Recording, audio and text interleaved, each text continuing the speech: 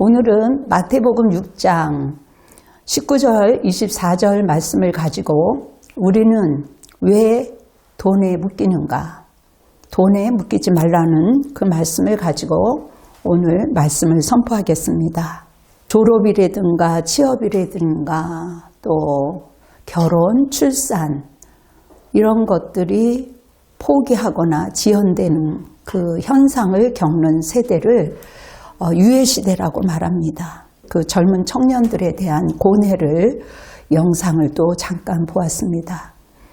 그들이 조금 더 편안한 생활을 살아야겠다라는 그 마음, 또 월급을 모아서 또 집을 사야 되겠다라는 그 심정, 또 결혼해야 되겠다라는 그런 상황 속에서 어떻게 하면 정말 잘 살 수 있을까? 누구보다도 고뇌가 정말 많을 때가 20대라고 하죠. 그런데 빚진 사회가 빚을 이렇게 조장하는 경우도 있습니다. 정말 현혹이 될 만큼 정말 한탕이면 한반이면 정말 선택을 하도록 그렇게 미혹하는 경우가 있는 거죠. 더 나은 직장을 구별하기 위해서 또 이렇게 인내하고 또 당장의 생활비로 인해서 대출을 하게 됩니다. 그런데 그 대출이 하다 보면 또 20대들은 또 대출이 또 잘 안 나올 수도 있기 때문에 또 잘못 하다 보면 고금리를 쓰게 되죠. 그래서 그 고금리 때문에 고통을 받는 청년들이 많이 있습니다. 정말 그것을 보면서 아이들에게 어렸을 때서부터 경제관념을 심어주는 것이 참 필요하구나 더 실감나게 되죠. 그래서 유태인들은 어릴 때부터 아이들이 그 경제 개념을 심어준다고 합니다. 또 손해를 정말 보더라도 자기가 가지고 있는 것을 또 투자하게끔 훈련도 하게 되죠. 이렇게 난관에 처해 있는 청소년들이 얼마나 아득할까. 어떤 청년은 너무 힘들어요. 정말 그 신음하는 그 소리를 들으면서 미래를 준비하는데 지금 이 현재를 쓸 수 없는 그러한 상황, 이 현실, 절규하는 그 청년들 수습이 안 되는 것 같아요. 그래서 불안이 올라오고 공황장애로 막막함으로 정말 그렇게 헉헉거리는 세대, 유해 세대, 어쩌면 잃어버린 세대라고 말하기도 합니다. 예전과 같이 자산과 소득이 확 줄어든 세대예요. 재테크를 안 하면 버티기가 어려운 상황 속에서 이들이 정말 숨어야 할 장소가 별로 없을 정도로 근본적인 해결이 별로 없는 거죠. 나라에서 청년 정책을 세우지만 근본적인 해결이 없기 때문에 청년들의 고뇌가 너무나도 심합니다. 모르는 부모들은, 모르는 사람들은 청년들이 너무 인내가 부족하다 그렇지 않아요. 그들 또한 알고 보면 열심히 살고 싶고 열심히 달려가고 싶은 마음, 안정적으로 살고 싶은 마음, 그들의 그 소망대로 다시 새롭게 올라올 수 있는 그런 기회가 왔으면 좋겠다라는 그 마음이 간절했습니다. 오늘 이 마태복음 6장 그 19절부터 이 말씀을 쭉 내려다 보면 그렇다면 우리가 이 어려운 상황 속에서 돈을 필요한데 이 재물을 어떻게 대하고 살아야 할까? 성경은 그렇게 단도직입적으로 말합니다. 너희들은 세상과 같지 말라고 하지요. 얼마 전 제가 방문한 그 집에서 저한테 고민 이야기를 합니다. 교회가 큰 빚이 있는데도 불구하고 교회를 건축하려고 합니다. 사람들을 이렇게 좀 이렇게 쉴 수 있는 장소 이런 것들을 더 늘리기 위해서 은행에서 큰 빚이 있는데도 대출을 하고 또 헌금을 내라고 강요를 한다는 거죠. 확장하기 위해서 대출을 하는 것이 과연 하나님의 뜻일까 조심스럽게 물어봅니다. 고뇌하는 청장년에게 아니 원금을 갚지 못하고 그렇게 큰 빚이 있는데 대출해서 교회 건축을 한다? 그건 잘못된 것이죠. 그것은 율법의 구약에 묶여 있는 겁니다. 신약에서는 우리를 어떻게 보면 성전이라고 했는데 우리 지체들이 한 사람 한 사람 성전 한 사람 한 사람들이 모여서 교회라고 한다면 우리가 그것이 믿음의 전이죠. 우리가 정말 적든 아니면 지하르든 얼마든지 큰데 1층, 2층 몇 층이 있는데 그것을 조금 이렇게 정리를 해서 지혜롭게 했어야지. 우리 자신이 성전인데 너무 안타까운 거죠. 성경에 그런 말이 있잖아요. 예루살렘도 무너질 것이고 그리고 사흘 만에 또 성전을 짓겠다라는 말이 있습니다. 분명히 예수님은 우리가 교회이고 성전이라는 것을 확실하게 알아야 된다는 겁니다. 우리는 단지요 하나님께 빚진 자예요. 우리를 구원해 주시고 우리에게 생명을 주시고 우리에게 살 길을 열어주신 그 하나님이 저는 은혜를 받고 나니까 너무 감사해서 나는 빚진 자인데 내가 시집 와서 정말 어떻게 이 은혜를 보답해야 되나 늘 그런 마음이 불타올랐습니다. 여러분 그러기 때문에 우리는요 가능한 한 빚을 짓지 마시기 바랍니다. 물론 어떤 사람이 뭐 빚을 지고 싶어서 하겠어요? 그럼에도 불구하고 가능한 적어도 내가 있는 한에서 해야지 그것을 빌려다가 막 끌어서 영 끌어서 한다는 것은 기본적으로 굉장히 위험한 사례이죠. 우리는요 살아가면서 재물 때문에 좋을 때도 있지만 재물로 인해서 염려가 되고 또 그것이 비판이 되고 우리의 신앙의 뿌리가 흔들리고 갉아먹을 때가 너무 많이 있습니다. 이 일로 인해서 내 자신이 믿고 그 사람이 믿고 못마땅하고 속상한 일들이 막 올라오지요. 이러한 걸림돌이 우리의 신앙을 방해하기 때문에 주님께서 돈이냐 아니면 하나님이냐 그렇게 반문하고 있는 겁니다. 주님께서는요 너희를 위하여 보물을 쌓아두지 말라. 거기는 종과 동록이 해하며 도둑이 구멍을 뚫고 도둑질 하느니라. 오늘 19절에 그렇게 기록되어 있습니다. 보물을 이 땅에 쌓지 말고 하늘에 쌓아두라고 하는 것이죠. 하나님은 돈을 하늘에 쌓아두라는 겁니다.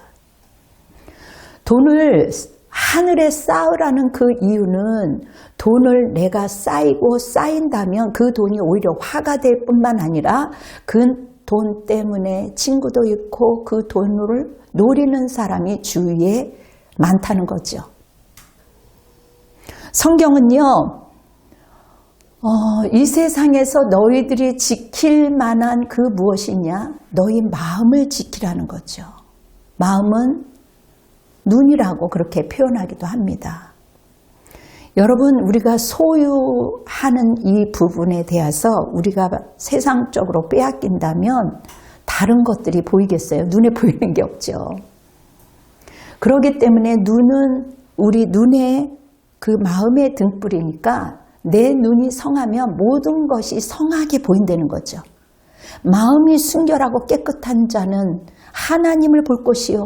마음이 청결한 자는 하나님을 보기 때문에 어둠에 붙잡히질 않게 됩니다. 그리고 또한 하나님이 피할 길을 주시죠.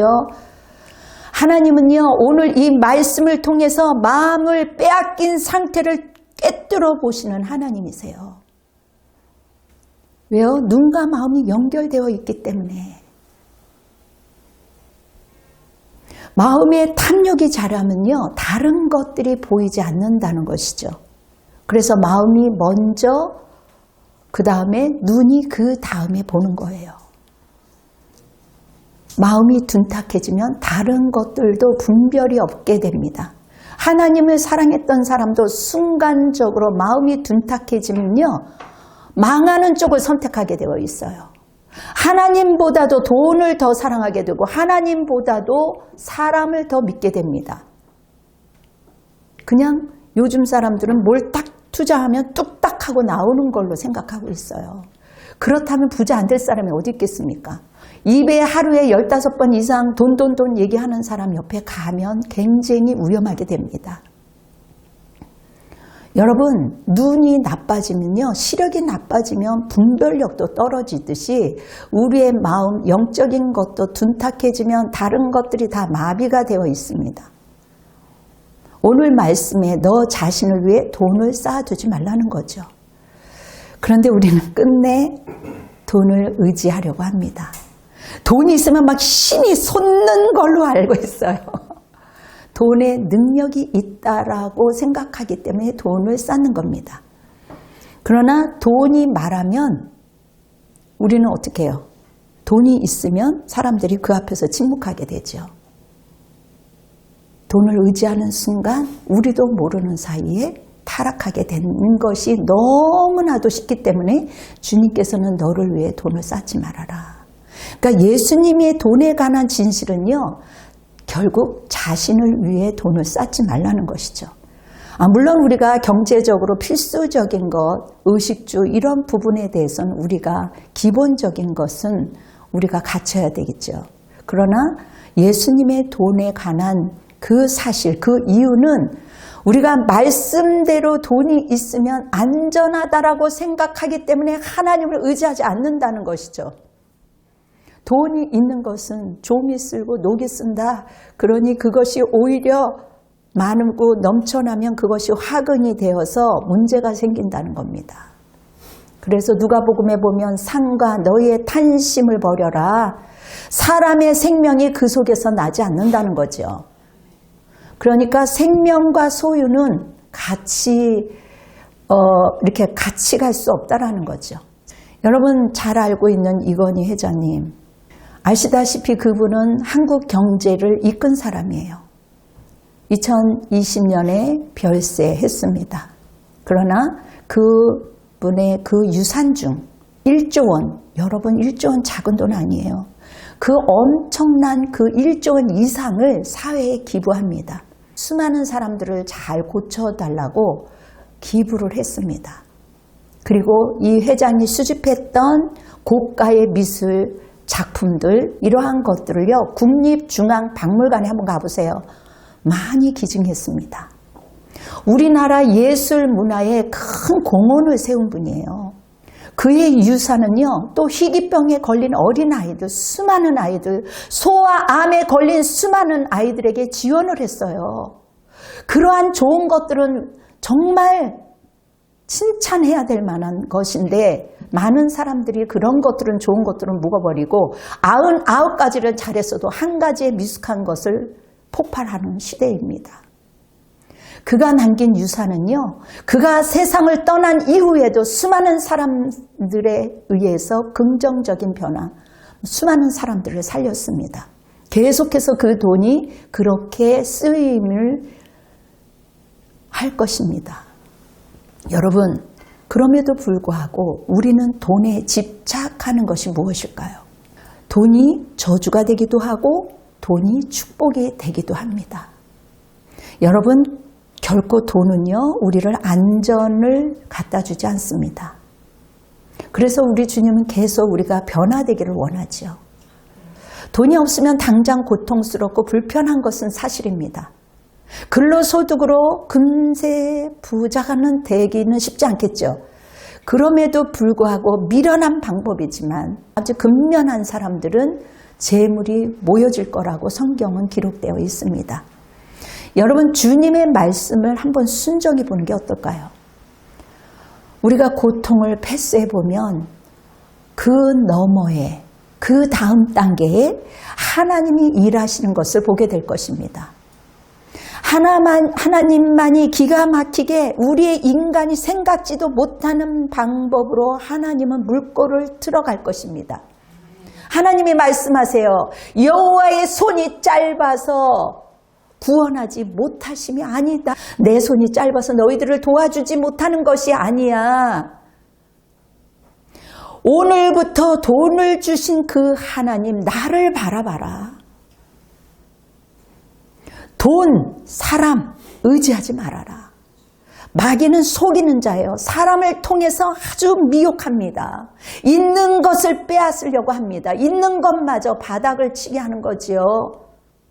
여러분, 그 돈 뒤에는요, 돈이 있는 것처럼 보이지만 그 뒤에는 속이는 영적 전쟁이 있다라는 거예요. 영적 존재가 있다라는 거예요. 여러분, 돈은요, 속이는 존재입니다. 우리에게 때로는 필요한 것들, 유익도 주지만 그 배후에 다른 미혹되는 돈을 이야기하는 거예요. 근로소득으로 건강하게 버는 돈 말고 다른 돈으로 뻥튀기로 돈을 버는 것, 땀 흘리지 않는 돈, 그게 오래 가겠습니까? 영적 전쟁에, 영적 존재에 속지 말라는 것이죠. 돈의 노예가 되면 묶이기 때문에 주님께서 돈을 사랑함이 일만 악의 뿌리다, 그렇게 말씀하고 있는 겁니다. 하나님보다도 귀하게 여기는 것이 우상이요, 간음이요, 음란이요. 오히려 하나님보다 돈을 더 사랑하면 가난의 영이 온다는 것이죠. 돈뿐만 아니라 내 시간, 내 재능, 그것을 나를 위해, 나만을 위해 사용하는 것, 하나님이 기뻐하지 않다는 거죠. 오히려 너희들이 도적을 만날까 조심하라는 거죠. 그렇다면 주님께서 원하시는 그 원칙이 과연 무엇일까요? 안전한 곳에 쌓으라는 겁니다. 그렇다면 하늘에 어떤 방법으로 우리가 쌓아야 될까요? 막 빚을 대출해갖고 막 그냥 교회 건축하는데 막 우리가 막 빚을 내면서까지 투자를 해야 되나요? 빚을 내서 돈을 1,000만 원 더 요구한대. 이게 과연 믿음일까? 여러분, 누가복음 16장에 보니까 악한 청지기에 대해서 말하고 있습니다. 한 청지기가 주인의 돈을 낭비하다가 해고될 수밖에 없는 상황 속에 몰렸어요. 그런데 막 채무자들한테 돈을 그 주인이 많이 빌려줬습니다. 이럴 때 막 급하게 주인이 돈이 너무 많으니까 은밀한 중에 이 채무자의 돈을 탕감해 줍니다. 그런데 이 무책임한 청지기를 성경은 칭찬할 뿐만 아니라 지혜롭다고 하죠. 이건 이성적으로 우리가 말이 안 되지요. 주인이 옳지 않는 그 청지기에게 하나님이, 예수님이 지혜롭다고 한다는 말이죠. 누가복음 16장 8절에 자기 시대에 있어서는 빛의 아들보다 지혜롭도다, 그렇게 말하고 있어요. 빛의 아들들은요, 하나님을 제대로 믿는 사람을 가리킵니다. 이 사람은 우리가 생각할 때 옳지 않는 사람이죠. 그런데 성경에 빛의 아들보다 지혜롭다? 곰곰이 한번 생각해 보세요. 이게 비유로 말씀하시지만 이 사람은 재물을 재물답게 사용했다라는 거죠. 물론 자기 돈은 아니지만 돈에 대한 본질을 정확하게 아는 사람이고, 돈을 관계를 위해서, 타인을 위해 쌓는 겁니다. 결국은 이 돈을 통해서 사람들과의 관계를 쌓는 거죠. 여러분, 주님의 이름으로 돈을 쌓고 다른 이들을 탕감해 줄 때 자손 대대로 은혜의 축복이 흘러갑니다.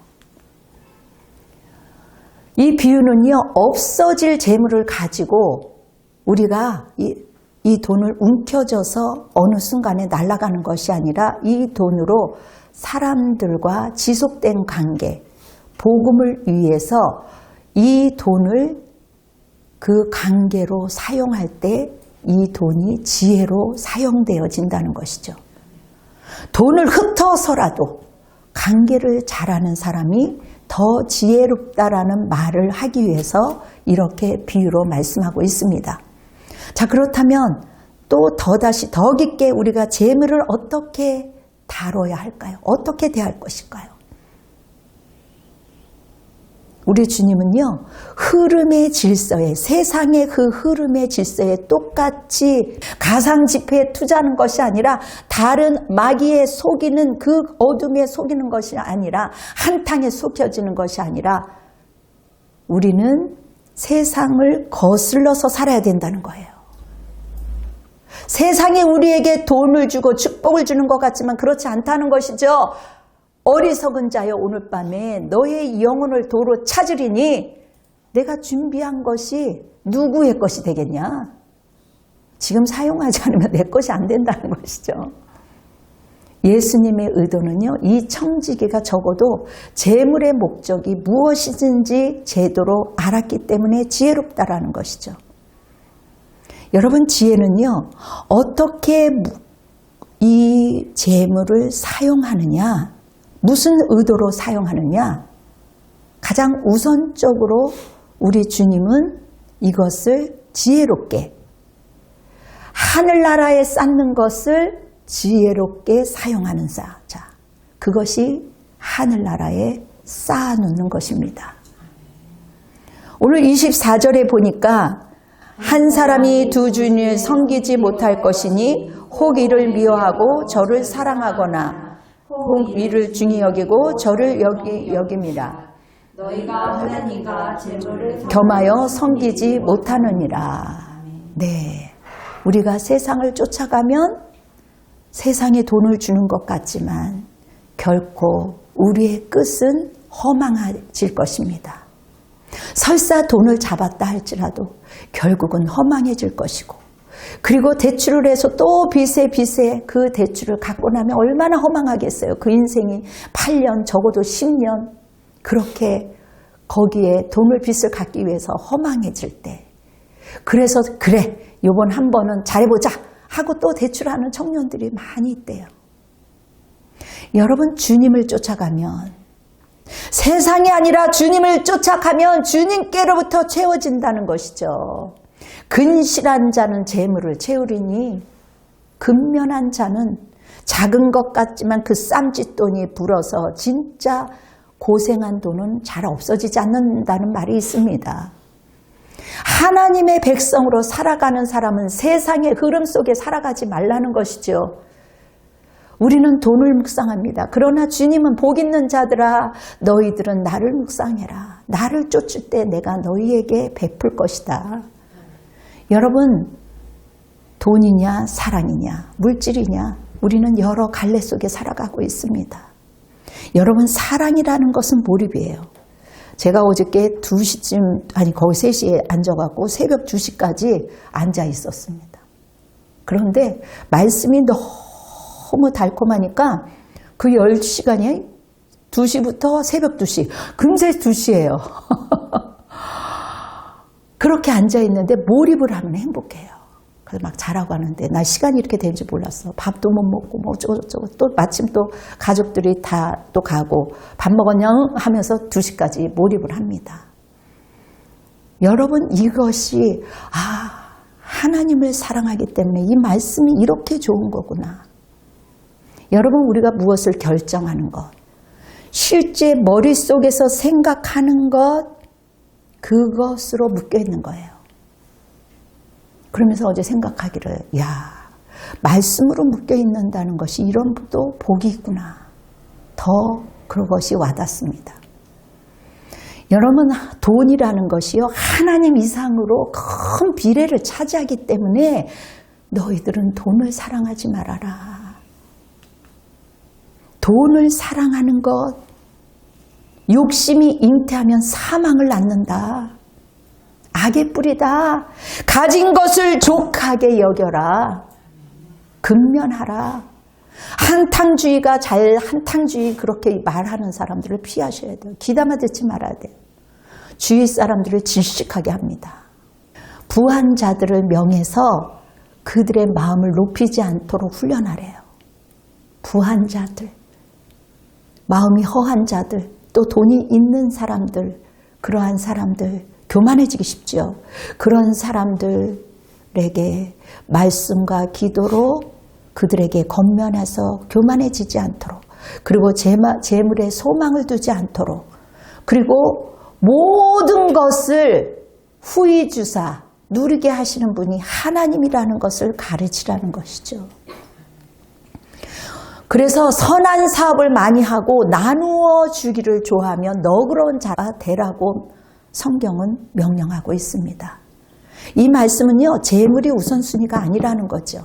너그러운 마음으로 우리가 예수 그리스도의 이름으로 심을 때 우리가 공동체 안에서 예수 그리스도 안에 이름으로 다음 세대를 심고 또 어려운 자들을 위하여 심을 때 이 명령에 우리는 순종하는 겁니다. 돈이 있는 자들이 마음에 두지 않고 소망을 두는 것, 소망을 두게 하도록 그 돈을 주어서 흩어지는 것이 지금 당장의 손해를 보는 것 같지만 엄청난 은혜라는 것이죠. 우리가 정말 그 생활 속에서 우리가 하나님의 우선으로 하면 돈을 따라온다는 것을 믿으시기 바랍니다. 필요를 채우시는 하나님이세요. 눈에 보이지 않는 하나님의 나라에 쓸 때 우리는 돈의 관계를 교환하여서 쓰는 겁니다. 이게 진정한 지혜라는 것입니다. 돈이 크던 작던 쌓이면 그것이 오히려 문제가 될 수 있기 마련이에요. 그래서 우리 교회도 이 물질을 어떻게 정말 지혜롭게 잘 섬길 것인가, 어떻게 나눌 것인가 묵상하게 됐습니다. 다음 세대를 위해서. 또 어제는 제가 그 동네에 사랑 클리닉, 뭐 이런 또 드림 또 클리닉 그곳에 가서 우리가 가진 것들을 나눴습니다. 다만 우리가 돈 중요하지요. 성경은 돈을 나쁘다라고 말하지 않습니다. 오히려 돈이 크면 문제가 될 수 있으니 돈의 노예가 되지 말라는 것이죠. 여러분 정부의 뭐 카지노 또 주변 얘기들이 많이 있습니다. 경마전의 주변 얘기 또 그걸로 인해서 파멸로 들어가는 사람들이 너무 많이 있습니다. 다시 한번 말합니다. 한탄주의를 회피하시고 예수님은 단호하게 말씀하십니다. 돈은 섬김의 대상이 아니라 돈의 노예가 되지 말아라. 돈을 위해 살지 말아라. 돈을 흐트러라. 돈의 선택으로 삼지 말라는 것이죠. 하나님만으로 안 된다는 것에 속지 마시기 바랍니다. 눈에 보이는 현실에 쫓지 마시기 바랍니다. 보는 것들에 보이는 것들에 속지 마세요. 여러분 돈 버느라 생명 다 쓰고 그 생명 벙들어서 돈 다 쓰는 사람 너무 많이 있습니다. 예수님은 재물은 하나님께로 온다는 것이죠. 여러분들의 불안과 염려로 세상에 속는 것이 아니라 돈에서 자유로워지시기를 예수 그리스도의 이름으로 축원합니다. 네, 다 같이 기도하겠습니다. 사랑이 많으신 아버지, 우리는 돈이 필요한 세상 속에서 살아갑니다. 결코 돈이 나쁘다라는 것이 아니죠. 그러나 돈을 쫓으면 하나님보다도 우선이 되기 때문에 오히려 역으로 하나님을 쫓고 우리의 가진 것을 복음을 위하여 더 확장하기 위해서 돈을 풀으라는 것입니다. 그럴 때 주님께서는 우리에게 후히 주시고 넉넉히 흔들어서 채워주실 줄 믿습니다. 하나님, 우리에게 선한 마음, 착한 마음으로 후한 자들이 되게 도와주시옵소서. 오늘 하루 일주일 동안 우리를 보호하여 주시고 지켜주시기를 원합니다. 이 나라와 이 민족을 하나님께서 긍휼히 여겨주시고 주님께서 불쌍히 여겨주셔서 곳곳에 하나님 정의가 흘러갈 수 있도록, 공의가 흘러갈 수 있도록, 하나님의 사람들이 기도하며 말씀 가운데 일어날 수 있도록 주님 도와주시옵소서. 이제는 우리 주 예수 그리스도의 은혜와 하나님의 극진하신 사랑하심과 성령의 위로하심이 우리 성도들 머리 위에, 또한 가족들과 또한 우리 국군 장병들과 대한민국 민족 위에, 열방 위에 지금으로부터 영원토록 함께할지어다. 아멘. 주님께 영광의 박수로 올려드리겠습니다.